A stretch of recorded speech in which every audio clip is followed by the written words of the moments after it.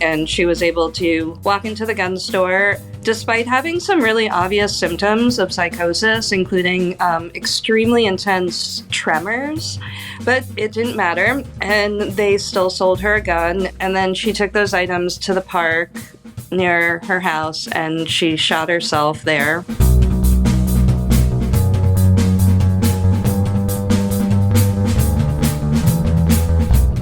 Hello and welcome to another episode of Bunny Hugs and Mental Health, a free, safe space for people to share and learn from others' experiences with mental health and addictions.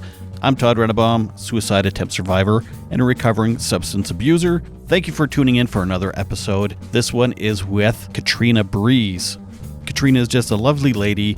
She's really funny, an incredible artist, and a great advocate for a law called Donna's Law, which is named after her mother.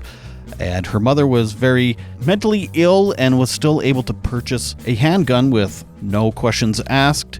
And she was able to take her life later that day in a public setting. And now Katrina has been advocating and working with different governments in different states to try and pass Donna's Law. I will let her explain what Donna's Law is exactly. But first, I just want to remind folks that this will be on YouTube as well. So if you like watching interviews as opposed to listening, or, well, I suppose you could do both. This is on YouTube at Bunny Hugs and Mental Health on there. And I hope you're listening Thursdays, because Thursdays there's a new episode coming out every week now with my good friend Nick Thompson from his podcast, Eyes Wide Open. And he's also a reality TV sensation from Love is Blind Season 2. And our Thursday show is called Mental Health Headline Hot Takes with Nick and Todd. And we take different headlines from the news about mental health and dissect them and jibba-jabba. Also, thank you, Co-op, for sponsoring this episode and for sponsoring so many episodes and for sponsoring the segment Some Bunny Special. That's always a nice thing to hear. And if you want to follow me on the socials, I'm on Instagram, Bunny Hugs Podcast, and on Facebook, Bunny Hugs and Mental Health. Anyway, this is a great episode. I can't wait for you to hear it. So without further ado, I give you Katrina Brees.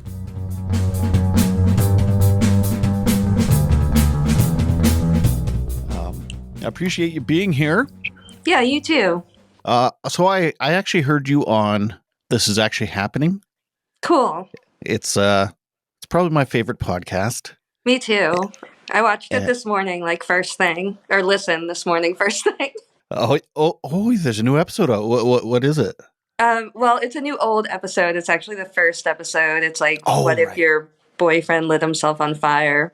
Right. It's the 300th episode. Yeah. Right.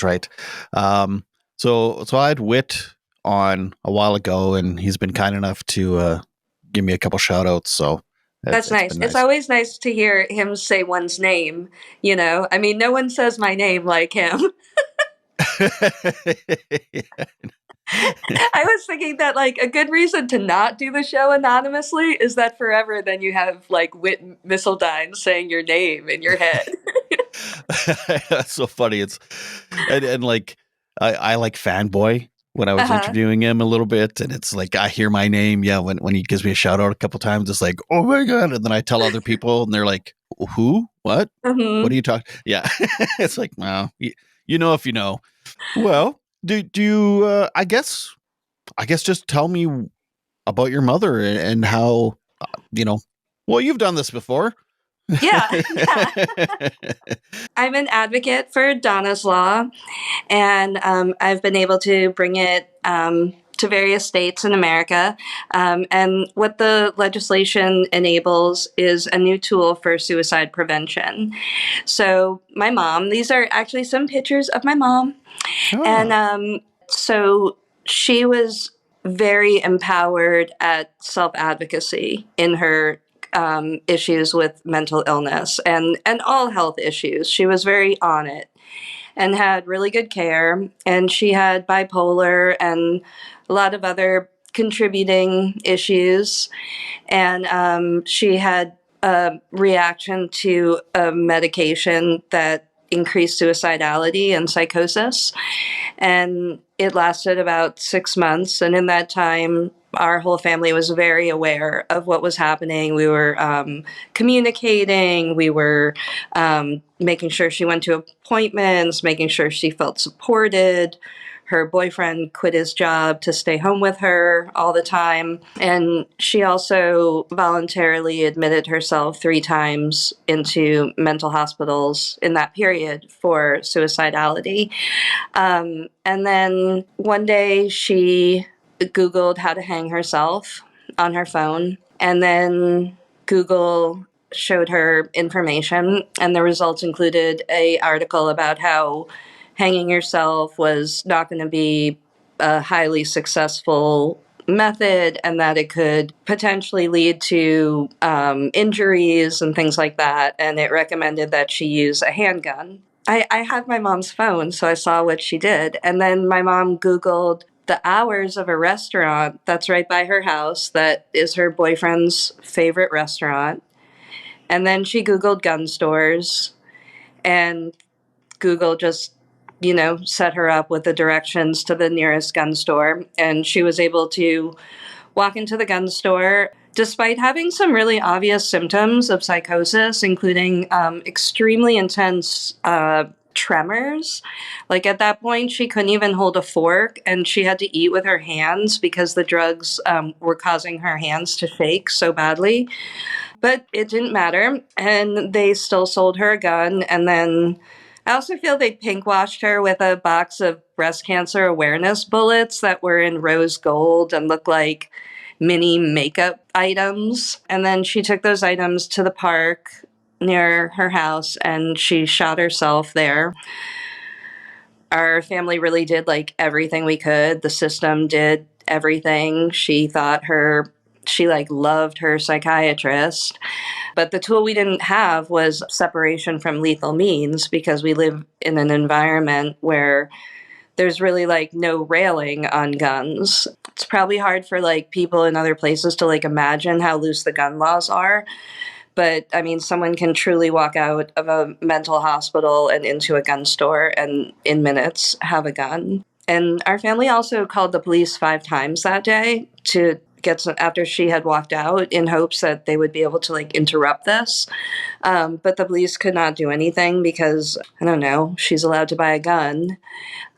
So Donna's Law is a tool for empowering people like my mom who live in environments where there are no waiting periods, and it allows them to voluntarily opt out of their ability to purchase a gun for a period of time that they determine. So it's voluntary, and it's also reversible. And upon reversal, different states have different mechanisms that happen, but the goal is that the person has the option to include some email addresses, totally optional, of people they want notified of the change in their status to be able to purchase a gun. And then there's a waiting period in addition to that. So depending on the state, it could be a week or 3 weeks, which will save lives. Like there's so much data showing that allowing people to separate themselves from guns decreases suicide. Most gun deaths in America are suicides. So more than 2/3 of the gun deaths are suicides. And most of the other gun deaths that you're seeing are committed by suicidal people that often die by self-inflicted gunshot wound, which is also suicide.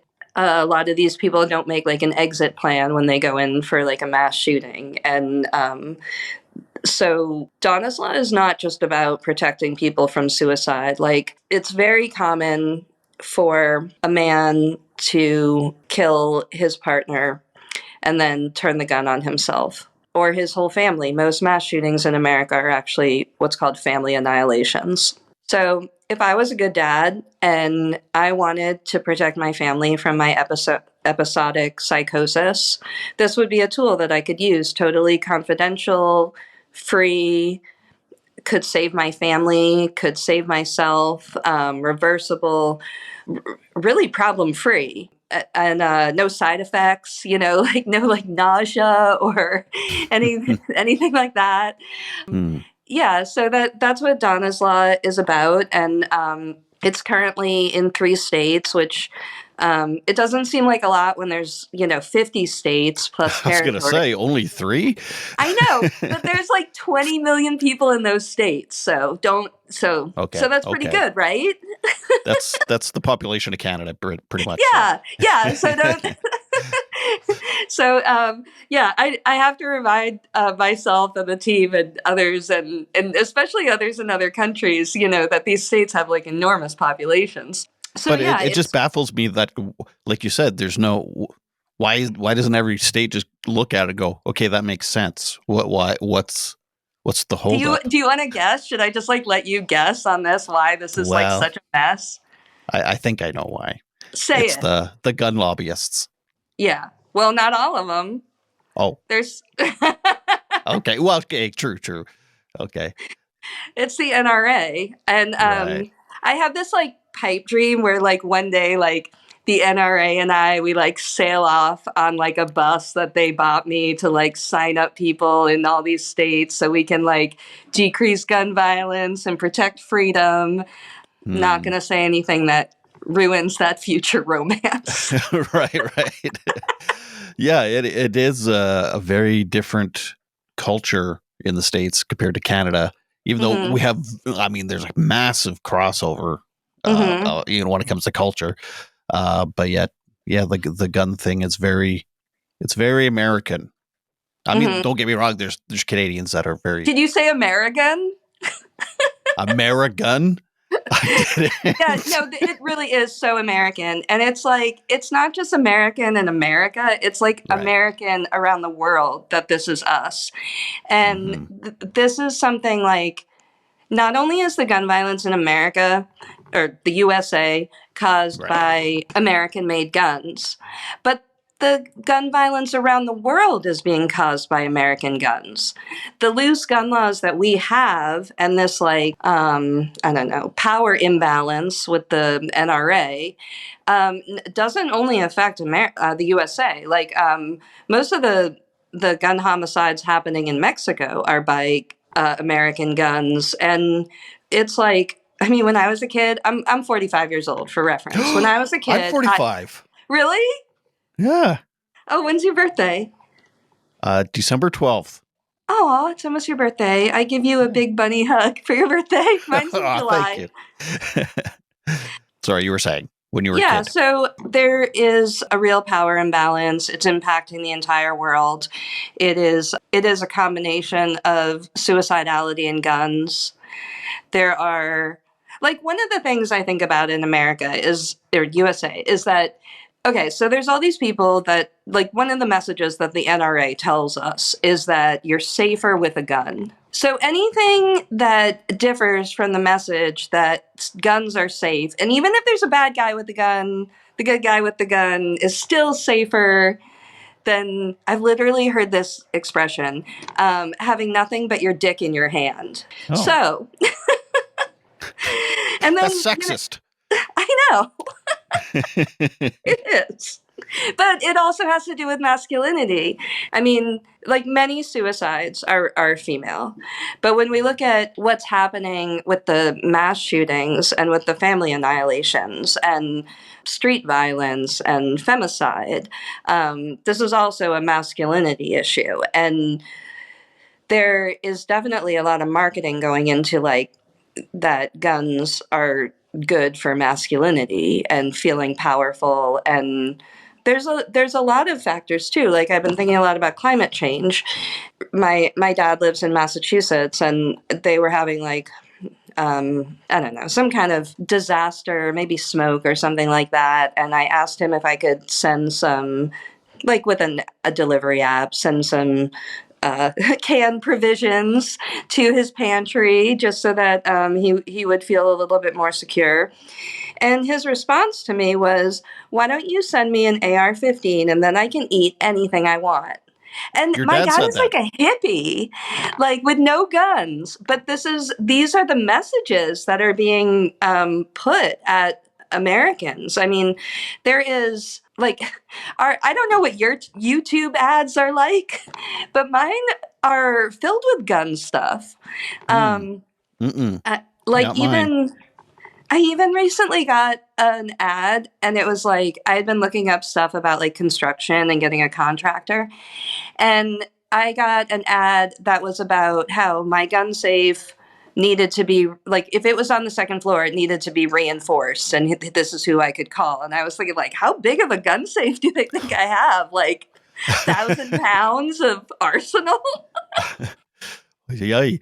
And, I actually grew up around guns. My dad Hmm. was hunted and stuff, and it was what was it, about 10 years ago. I had a suicide attempt. Hmm. I had guns in the house. Um, I had three different. They were all hunting rifles, Hmm. and I actually, after my suicide attempt, I got home from the hospital after a few weeks, and I got a letter saying I was no longer allowed to have my guns, and I had all the training and everything, and so I gave them back to my dad. They were kind of a family heirloom thing, and it did say then too. It did say, like, I don't remember what the wording was, but it's basically once you're feeling better, you Hmm. can challenge this, and we'll review it, and you can have your guns back. But How do I you never feel did. about that? Well, Like, do I you feel mean, positive about it, or? yeah, I Mhm. did, and like I had no problem with it. I mean, I was like, well, whatever, like whatever. There's just guns. Like if I want to go Mhm. hunting, I can still go hunting. I could just Mhm. go with my dad and take his guns. Mhm. But I never bothered getting getting the paperwork done to get them back because I just thought, well, this is a lifelong challenge. I don't, suicide is quite often impulsive, Mhm. and when you have that right there, Mhm. the tool, yeah, it's scary. And like you said, like when you're in that mindset or that psychosis, you don't just necessarily hurt yourself. Mhm. So yeah, no, I felt, at first I was annoyed. I was like, what? Oh, come on. Mhm. For like 20 seconds. And then I was like, oh Mhm. yeah, no, this is cool, actually. This Mhm. makes total sense. So uh Yeah, you're like, yeah, this is why we're not like America. I guess. And yeah, well, I mean, handguns are really, really, they're hard to come by in Canada. Like you have to have a lot of special Well, it's paperwork and interesting. stuff. When you said hunting rifles, I was thinking, like, statistically, that's just like so much less likely. And Hmm. I showed my mom's gun, which was a Smith and Wesson 38 Special, to a friend of mine who is a arms expert. And I said, "What is it like? What do you think? What thoughts come to your mind about this gun?" And he said, "I can't imagine a better gun to kill oneself with." And he explained to me like how it had no safety, it really needed no training. You just like it's mouth size, like you don't even have to really like go deep on that. Like it's like Yeah, right, yeah. right exactly like the length of your mouth. It's like so protecting. There's so many nuances in all this, and like one of the things is like I sew, and I have a lot of scissors. And so I have scissors for all different, cutting different things. And I imagine people who are into guns have guns for doing all sorts of things, Hmm. and for different moments and friends coming over and whatever, different seasons. I don't even know. But, Target so shooting or small squirrel yeah, shooting or bear or like shooting, gender reveal parties. I don't even know what they're shooting for. breast But, cancer awareness month gun. So I think that when we think about guns, and obviously Canada is thinking about guns like as specific types of tools. Like a Hmm. handgun is a very different tool. And I am a vegan, so I'm not going to like discredit that shooting animals is also a type of gun violence, but it is legal. And but You the could shoot carrots. yeah, Just that's true. saying. Yeah, Ah, sorry. I prefer to stab them. Okay. It's more gratifying. Yeah. So yeah, like there's a lot of creative thinking that's absent from the conversation in the gun violence epidemic in America, and you'd be surprised like how fueled by volunteerism it is. Like we just got kind of an office with Biden about gun violence. I mean, here's some things I'm not supposed to say. Gun control. Like that's a phrase that like I'm not supposed to say because it's upsetting Yeah. to America. You know? So we say Yeah. gun violence prevention. I mean, it's ridiculous. And I mean, with Donna's law, like we're talking about self-control. We're talking about voluntary, reversible self-control, address the majority of the epidemic, doesn't touch the Second Amendment, and it's Hmm. still too close to gun control for the NRA. Which Wow. I like to think of them as the elephant with the gun in the room, because I feel like every conversation that I'm in about like gun control, I'll just say it, gun control. I want gun control. You go, girl. Yeah, tell the NRA Katrina Brees wants some gun control, Great, I'm being canceled now. starting with some self control. Um, Yeah, really. so yeah, it is. I mean, this movement is not funded. Like I'm not funded. I'm an artist and I sell my art and I get donations from people who buy my art also. And that's how I fuel it. So, I mean, the government has like never, I don't know, the government's like never supported me about this, you know? I mean, other Mm-hmm. than like specific representatives like voting for this. But one of the issues is that it's like so frightening to like, I think of it as like coming to a gunfight with a legislation, you know? Right. Like, I wrote this letter and I want you all to read it. Yeah. You vegan hippie. I know, right?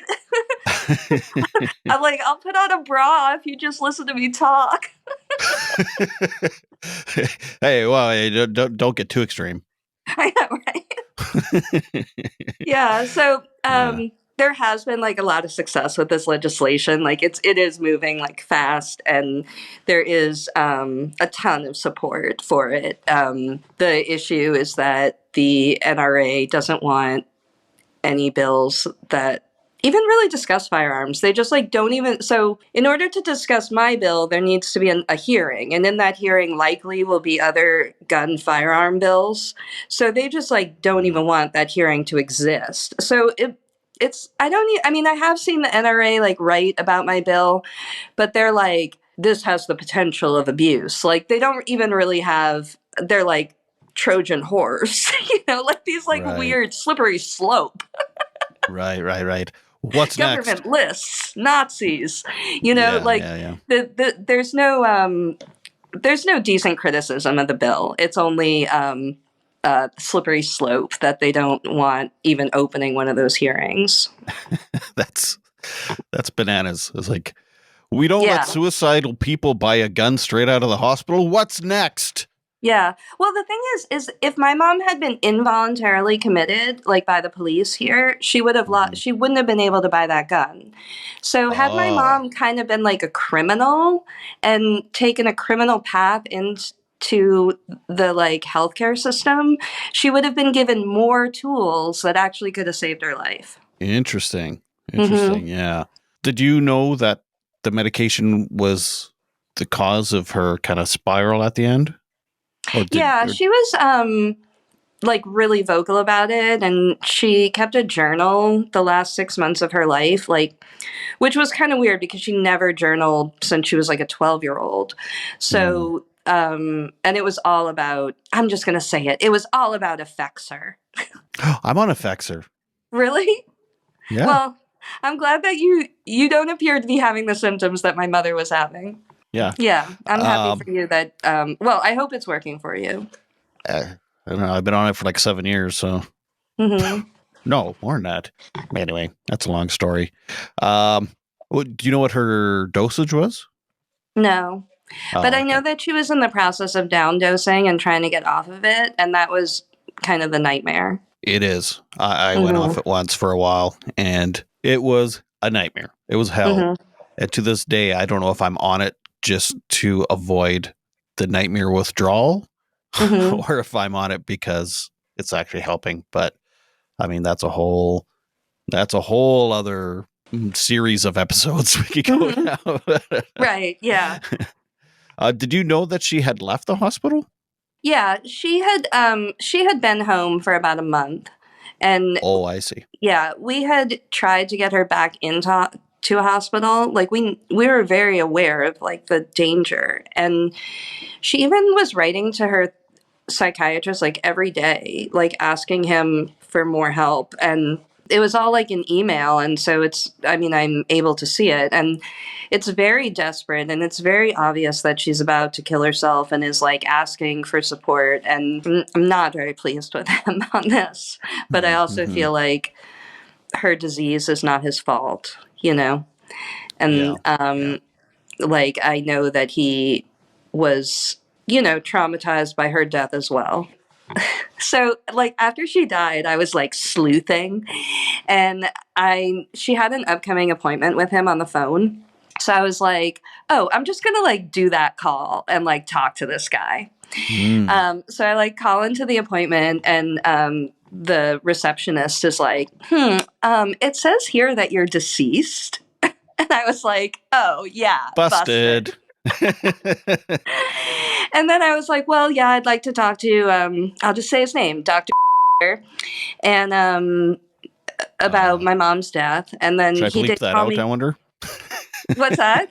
Should I bleep that out, I wonder? No, I think that like I'm really into just like telling the truth about suicide and about like I've written him a Google review as well, Okay. So I feel that he should have helped her get into the hospital, and he told me that he did not think that she was like high risk, and then I felt a bit like manipulated. Like I felt like he said something along the lines to me like, I know you and your mother had a lot of troubles, which I feel like it's like, well, you're her psychiatrist, like for 10 years. And then he was like, but she's really proud of you. And I just thought it was like kind of garbage, Oh.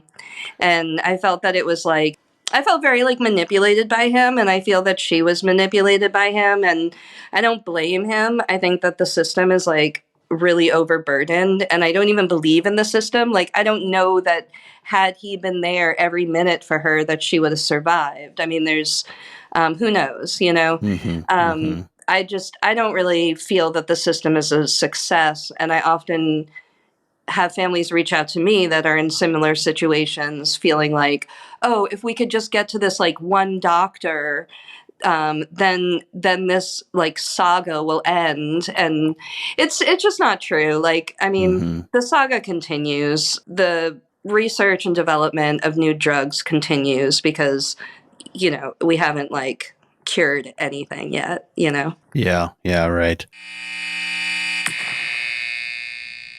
Introducing the timely children's book, Sometimes Daddy Cries. The visually stunning book is told through the eyes of a boy whose father suffers from depression. He sees his dad get sad, rest, and even go to the hospital, all while comparing his father's depression to a physical ailment.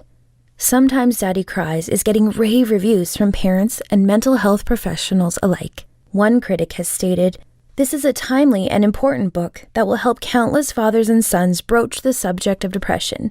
An Amazon customer commented, "An excellent book to open up a conversation with a young child about depression in a parent.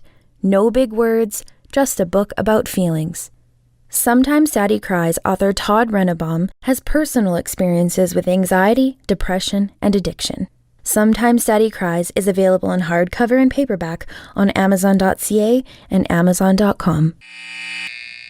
Today's episode of Bunny Hugs and Mental Health is brought to you by Co-op. I've been a member of my local co-op, Sherwood Co-op, for, about 25 years, I think. My co-op is one of more than 150 local independent cooperative associations in more than 600 communities across Western Canada. Co-op is a different kind of business. It's not just a gas bar or a grocery store, although co-op is those things too. At its core, co-op is a group of people working together to help their neighbors and build their community. Co-op members are owners, and success is shared with everyone. Your co-op doesn't benefit one person or one corporation. Your co-op was built for everyone. Your co-op was built for your community. Learn more about co-op and find a location near you at coop.crs.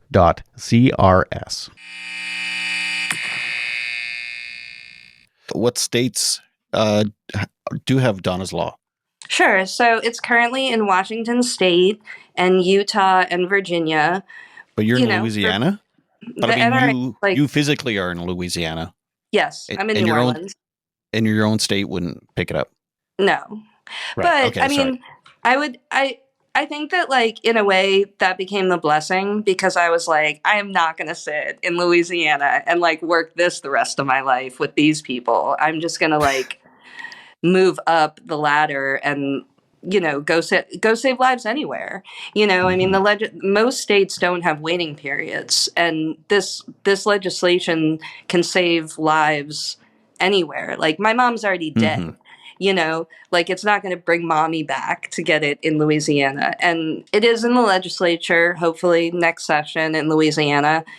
I would say I don't know that it will pass. I feel like a lot of it has to do with like media campaigns that I'm doing to like show what will happen, and like having documentation of what is happening in Louisiana, because Louisiana actually has like the most shootings, and we have the biggest gun problem, and we're paying the most per capita for gun violence. So for example, like in Louisiana, which most of Louisiana isn't even that bad. Like New Orleans is really bad. And so in Louisiana, per capita, we're spending about $3,500 per person because of the gun violence epidemic. And I'm sure that's even higher in New Orleans. And that isn't money out of our pockets, but that's quality of life things that don't get achieved because the government money is being distributed in certain ways, and because the tragedies and traumas are decreasing the economy.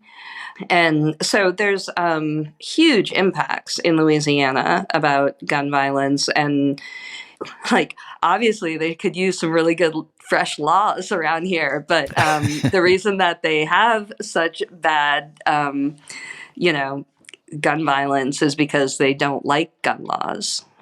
I mean, people that are suicidal and they're impulsive, they could also use other means like knives and things. So are you trying to have gun restriction? Or I mean, fuck, I screwed that up. It's okay. Are you going to try to restrict knives next? Am I going to try and restrict cell phones? Cell phones? Who's ever committed suicide by cell phone? I mean, we could say my mom like Googled it. She wouldn't have known how to do it. You know? Right. Well, I mean, when we the internet, take it down. So what the data shows is that people who are going to come up with a method typically come up with one method in their minds. And then they will try for that. And if that's intercepted, the chances of them going on to die by suicide are only about 10%. So in America, most gun deaths are by gun. I mean, most suicides are by gun. And so the most likely way that someone's going to do it is gun. So I've heard that all other methods combined are less effective than gun. Like I've heard things like that pills are like 2% success. Like a lot of those methods have very, very low success rates and have very long periods of time before the person dies. So the chances of an intervention happening or that person like freaking themselves out and calling for help are really high. With guns, there's really no second chance. Guns also give people ideas. So, like, I live near a convenience store, and sometimes people litter. And so sometimes there'll be, like, a wrapper for, like, a Snickers bar on the ground. And then my head's like, I want to eat a Snickers bar, you know? And guns are like that, too. Like, if you have a gun, I mean, you've had a gun. I mean, what do you think of doing with your gun? You think of, what am I going to shoot with my gun? It's like if I got a new juicer, I'd be like, what kind of juice am I going to make first? You know? So the tool has a purpose, and the purpose resonates with people. And death and guns and suicide coming together in the mind is a dangerous combination, especially in a moment of psychosis. I also think, I mean, there's a lot of reasons that people kill themselves. It's like not just psychosis, but episodic psychosis is a type of situation that Donna's Law could address really well. And so, for example, in the U.S., there's laws in every state that if somebody has compulsive gambling issues, they have the ability to sign up so that they are not allowed in casinos.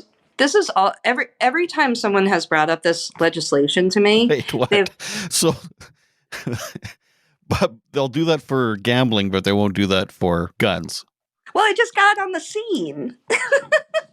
I guess, yeah. I mean, yeah, right. Like, I think they will do this. I think that this will happen, and I look forward to like working on other legislations in life that aren't this. I don't think this is like every day for the rest of my life I have to fight this. Right. But I just find that bizarre. That so you just got on the scene, but like guns have been around as long as gambling has, ish. Yeah, but I would say that there are some differences.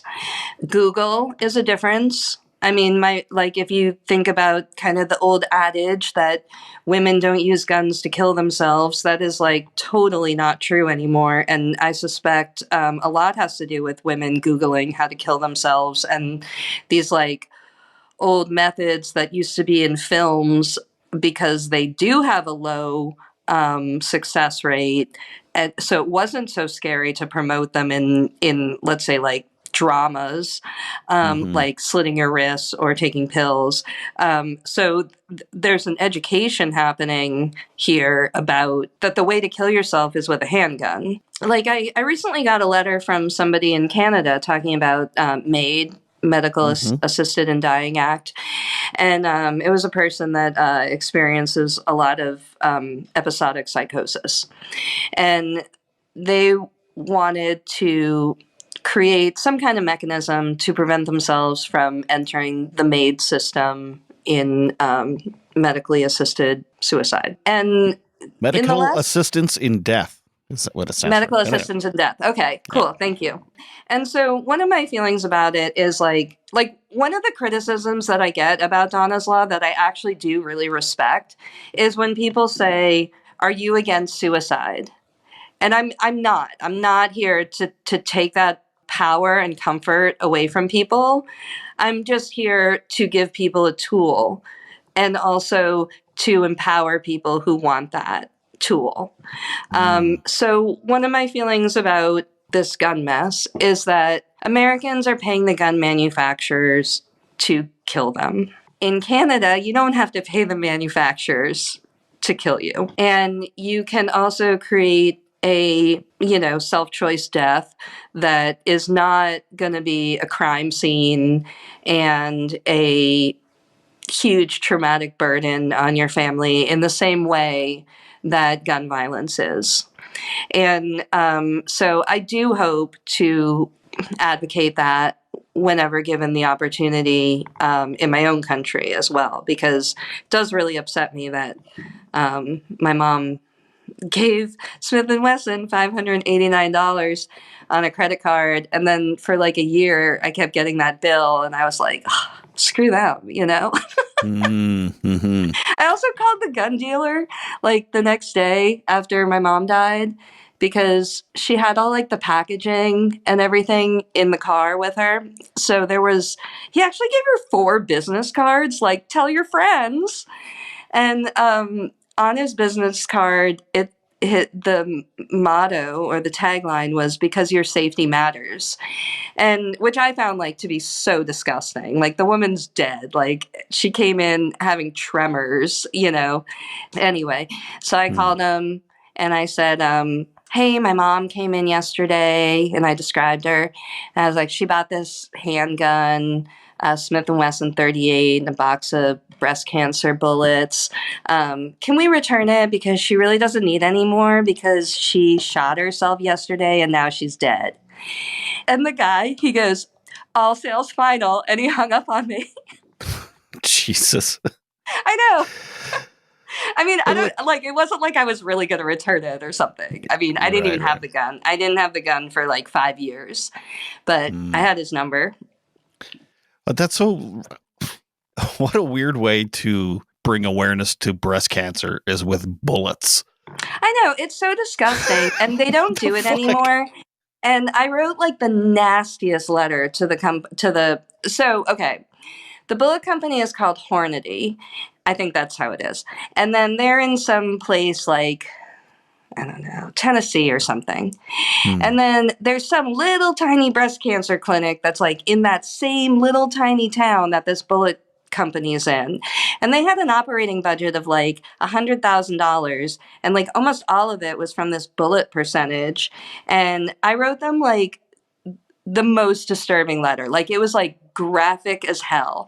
And I told them about themselves and they no longer like do that promotion. So I guess that's progress. Hmm. Yeah, Yeah. well, yeah, I guess. I mean, yeah. Progress is Yeah. progress, no matter how small or slow it is, I guess. Mm-hmm. Yeah. Yeah. Hmm. I commend you for your work. Thank you. You got a real uphill battle.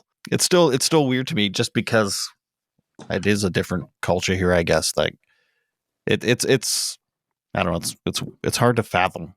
Because I too, it's like I'm an advocate for mental health and suicide and stuff, but also I've spoke with people on the podcast about MAID or medical assistance in death for mental health reasons, and they make really great arguments. So I'm not really anti that either.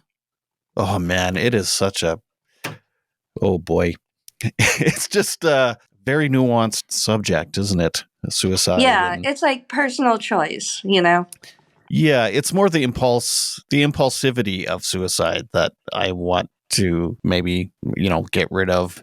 And like, if you really, really want it, and a doctor says, yeah, like this is a board looks at your case and says, yes, okay, this is something that's we're going to accept, and you do it with a doctor and your family around and stuff, then I guess that's one thing. But because it takes a long, it's a real process. It's not just like, oh my God, because I've had that impulsive that like, holy shit, this is an option right now. And you think Hmm. about it, and that's the scariest part. And then, you live for 5 more years and go, holy shit, what if I would have done it right then? Like, but still, it's quite the nuanced thing. Yeah. Hey, I have a segment on my show. Hmm. It's called That Some Bunny Special. Hmm. The segment where we chat about who cooperated in your mental health journey and help fill your emotional tank, brought to you by Co-op. Hmm. So I'm not sure if you've gone through the depression or anxiety or if you have mental illness or Yeah. not. But who would you like to give a shout out to for being there in your darkest times? Well, I got a lot of therapy, so I don't want people to think that it was like one thing. I had definitely a lot of PTSD after this happened, and I already had a lot of issues. And so this really like just took it You're an over the artist after all. yeah. And then so I would say that like one of the things that really helped me was like psilocybin microdosing. I have a good friend that is like a healer practitioner in that, and I was in a really dark depression with like intense hypersensitivity to like sound and anything light, anything. It was like shell shock feelings, and she just kind of like walked into my life and like gave me like a little microdose and an art project, and I feel like that was definitely like a pivotal point in my ability to like do other work and have that work be functional. I feel like a lot of the work I was doing before, like I was doing therapy, but life really like stacks, like when you have trauma and you're trying to get rid of like another trauma, and then like every day is like a new trauma, and you like run out of resiliency. And so that really helped me get my resiliency back. Doing the advocacy work, I would also say has been like a healing journey. I mean, it's like, it's pretty like fierce and it's not like a comfortable journey. It's Mm-hmm. more like being like having your wound be really open and allowing, it's kind of like a martyr's journey of healing, to just like have your wound be open for like America and like the NRA to like mock you. But it has made me like so strong. And I've also met so many other people that advocate for gun violence because they've experienced gun violence, and specifically in impulsive suicidality gun violence. And so if it hadn't been for my advocacy work, I don't know that I really would have met people that had also had this experience. And like, I work in the Mardi Gras industry where it's like my job is to make people happy and to like show them the most like joyous moments and create these like beautiful displays of art. So that's really not like a place where I can like discuss all my trauma. Right. So it's not You're showing your boobs and getting beads. right. No beads, no boobs. But I am working on a new legislation. It's called equality. We have nipple oppression here in America. So I've taken what I've learned with Donna's Law, and I'm also doing things that make me happy with legislation. Nipple oppression.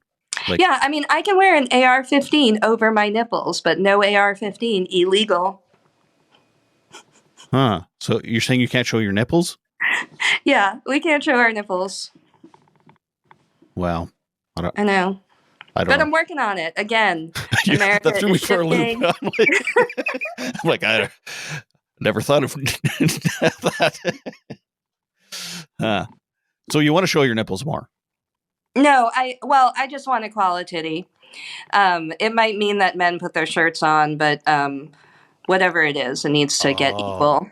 I see. Like, for example, in Louisiana, someone, after a series of arrests of doing it, could ultimately get 10 years in prison for having their top off, just like mowing their lawn or something, and a man? it's really hot here, and with climate change, like, our tops are not just a bead currency exchange, they are also a temperature control mechanism. So women should have the same freedoms as men when it comes to our nipples. They're not dangerous. Not like, I mean, think about it. Like, they think nipples are more dangerous than guns, Yeah. I know. I don't know what that's about. It's, I've often thought that it's like, okay, you can show the entire boob on TV as long as the nipple is covered. It's like, it's the nipple part that's, well, like, I don't know. It's weird. Or I've had friends be like, oh, don't look at me, I'm in my underwear. But then 10 minutes later be in a bikini and be fine. It's like, what's the difference? I don't understand. But yeah, humans are weird. Yeah. So you like the mushrooms, eh? Yeah, I haven't done them in a while, but they did really help me. And other times in my life, like when I was like young and, at rock concerts and did them, I didn't really like them. They were like too much for me. And so I wasn't like looking for that. I mean, I'm not like drug free. I like drugs, but mushrooms hadn't been like something I cared about. And then I've almost taken it like, well, I have taken it like on a protocol, like with someone who's, working in that. And I also was accepted to a MAP study, which is it's kind of like the organization in America that studies psychedelics and partners with like established medical organizations and universities to do such studies. So I have also worked with them, and I actually feel like all the people that I've recommended it to, like, in my life, I don't really feel like had success with it. And I think that part of it was like the amount of effort and energy and education that I put into it for myself. And then, yeah, I mean, a lot of people, I feel like that they were like, yeah, I want to do that. And then I'd get them some, and then they'd like take it all like in one night with like some alcohol. And I'm like, oh, okay, yeah, I don't have any more for you. Sorry, that was a 3-month supply. Right. Yeah. Yeah. I've been told it's, what are the intentions? Like, are you actually like wanting to heal and have this, experience, or do you just want to get fucked up on shrooms? because that's Yeah. two very different intentions. Yeah. I was Yeah. very clear with my intentions on it. And I mean, I felt like the mushrooms were magic, like in the way that they worked with my intentions. And, especially with like, I developed like a panic disorder after my mom died. And it made it really hard to do the advocacy work because I felt like, wow, like I feel like I'm being choked and I can't even breathe now. How can I stand and deliver like this, you know? And I also was having like really weird like PTSD thoughts, like about having fear about like everything. Like my brain was just like telling me to fear everything, and it was showing me like really really like specific imagery about like what would happen if I left my house, or what would happen if I went to the grocery store, and it would just like keep showing me like horrific scenarios until I kind of like forfeited my life and just like got in my bed. But I mean, I can do legislation from bed. Right. So So, but yeah, that was another symptom that it took away immediately. I think like I felt really like disconnected from everybody and everything, and it helped me feel like warmer to other people again. And yeah, it, it's been good. I hope people like that. I think that I mean, it's essentially like biohacking. And if you're going to be like biohacking with anything, like educate yourself to the most you can, partner with, practitioners and educated people. do you think psilocybin would have been beneficial for your mother? I don't think so. No. I think, I think she was really broken. I think her brain was broken. I think it was like fried out and destroyed. I don't really like imagine her coming back from it and having like a life again. Like she couldn't really walk anymore. When I saw her the last time, it was like she was like 100 years old. It was really weird. Like everything about her had just like become like so feeble. And yeah, I find it hard to believe that like, and I think like the drugs like broke her brain, and it was a long time of drugs too. I mean, it wasn't just like that one, I mean, a 67-year-old American is on a lot of pills, and for a lot of years. And so who knows, like, I mean, this is all about like chemicals, and brain chemicals. And, You're thinking like psilocybin helps more with like trauma and stuff, but maybe not like a hardwired mental illness. yeah, I don't think I would feel comfortable recommending it for someone who has bipolar. You're talking about how the quality of life of your mother was not great. Do you regret or do you have resentments or anything that she took her life, or that just how she took her life? You know what I mean? Like you said you were parole made Yeah, I for guess things. like I felt that my mother was destined for suicide for 25 years. Right. And when we lived in Massachusetts, she had, I think, 4 suicide attempts. In Massachusetts, it takes about 5 months to get a gun, and she wouldn't have qualified. So her attempts were with methods that have high failure rates, and she lived through those attempts. And I would say that like one of my biggest fears in life was like when I was a kid, like coming home from school and like expecting to see my mom hanging. And I still have that feeling now. Like I'll be in every time I walk into the bathroom of my art studio, I'm like scared that someone's going to be hanging in there. So I have always like had this as a deep fear. And I'm grateful that my mom like stuck it out as long as she did. And I feel like I didn't know, like when she was alive, I had this sense like, why can't she just pull it together a little? Like, can't she just do this? Couldn't she just do that? Like, can't she just answer the phone? Can't she just go here? Like I had all these like just this mentality about her failings. And then after she died, I had this like complete epiphany that it was like she was giving 110%, like that she was giving everything she had, and like she suffered so much in order to provide mothering to her children and her 4 cats. I feel like she really stuck it up for them. And so I'm not like angry at my mom at all. I am sad for her that it had to happen like in a park, like by herself. That's like, I mean, it's a really beautiful park. And if it had to happen anywhere, I'm glad it was there. But I just like wish that like it didn't have to be so like violent for her. And I wish that she could have had an option like made, and I'm mad at the NRA, for making sure that someone like my mom could still get a gun. I'm mad at my country a little, but that's very conscious, like, I mean, I was like, no, I'm not going to be mad at mommy. I'm going to be mad at, like the US, and I'm going to focus my anger at that. And I think one of the things that like,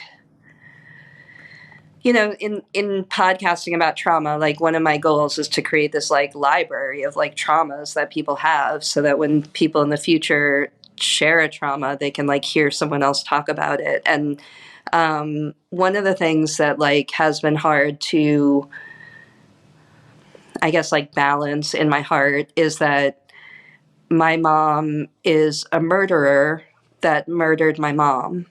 It makes me sad that like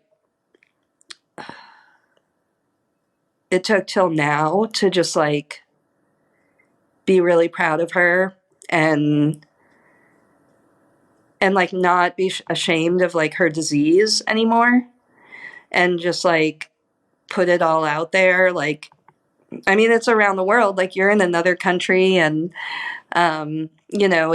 it like makes it to Europe and stuff. And I mean, everyone knows, that like, that this person existed and this was their end, but it doesn't have to be like their legacy, like my mom has the ability to like be like an organ donor now for this legislation, and she can do more now with her story than she really was able to do in her lifetime because her disease was really debilitating. Another one of my regrets too is I thought my mom was toxic. And I hate that, like, I ever thought that word. Like, towards the end of her life, I found her to be, like, really dangerous. And I was kind of, like, scared of her, even though she seems so feeble. It just seemed like, what is happening here? And I separated myself a lot from her. And I, like, justified that by telling myself that she was toxic. And I think that was really, I mean, maybe it was like what I needed to do or whatever, but there are better words that we can use to describe situations like that. And I don't think we should ever, as someone who could easily call their mother toxic, I would like other people to, please consider not using that word anymore for people who are experiencing psychosis and things like that, because it doesn't help and it just makes it harder on everybody. Well, is there anything that I didn't ask that you wanted to touch on?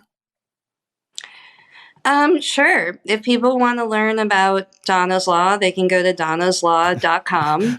Right, I didn't ask about that. They can, if they live in, if they're one of the lucky 20 million people that currently have access to this, there's links there for them to sign up. If they want to help us bring this to their state, there are letters there that they can email to their representatives. They can look up their representatives. I have like no judgment about people who don't know their representatives. Like, don't worry about it. We'll figure out who they are. I also, I wanted to show you this thing because this is something that I built recently. It's a deck of cards. Uh-huh. And it's called Grief Relief. And it's all different actions that people can take to heal themselves. Everything here is pandemic friendly. I edited it so you can do it solo. Yeah, so that's a new thing that I'm putting out there. I'm hoping to partner with organizations like veterans organizations. We're going to do a very macho American Heroes version for the vets. And yeah, so I've been thinking a lot about like beyond legislation, like using my creativity in other ways to help people. So yeah, and just Where can Google people me. find that? They can find that on Etsy. They can find Katrina Brees. You can Venmo me. Yeah, and I'm really fun to Cool. Google, so I hope people don't think like, oh, that's suicide lady, because there's like so much out there, and I hope that they like go explore my art and the Bearded Oyster Dance Troupe, of which I'm the mother shucker for 20 years, and the crew of Colossus Bike Zoo that I parade here in New Orleans, and I do a lot, actually. I also have fantasticcasket.com, which empowers people to DIY the products and services of their funeral to empower themselves to match Amazing. their values and budget. Yeah, and I'll keep doing stuff too. And equality.us.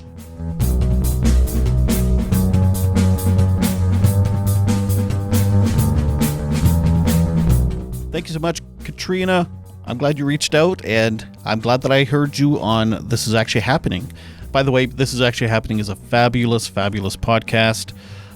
Whit Missildine, the host of that podcast, has also been on this podcast a while back, episode 90-something. And, some of the people that have been on this podcast have been on that one, and vice versa. So I appreciate everything you do, Whit and Ellie and all the other crew there. But anyway, yes, thank you to Katrina for telling her story and talking about her mom. One thing I want to talk about quickly is I will be starting a Patreon account soon. I'm trying to, I'm extremely broke.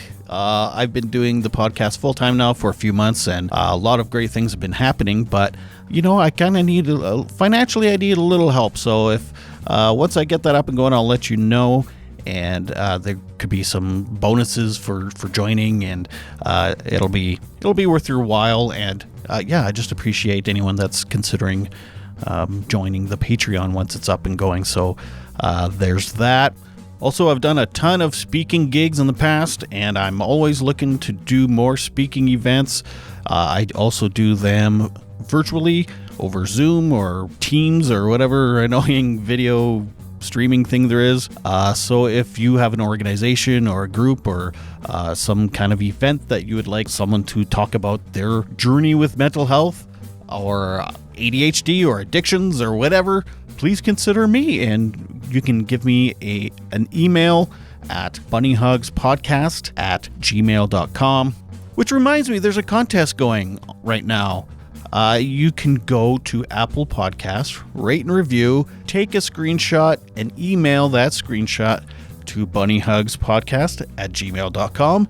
And your name will be entered into a draw to win $25 gift card from Co-op, and that draw will be done at the end of January. There'll be 4 different names, so look forward to that. And please remember to make your beds and take your meds. Bye.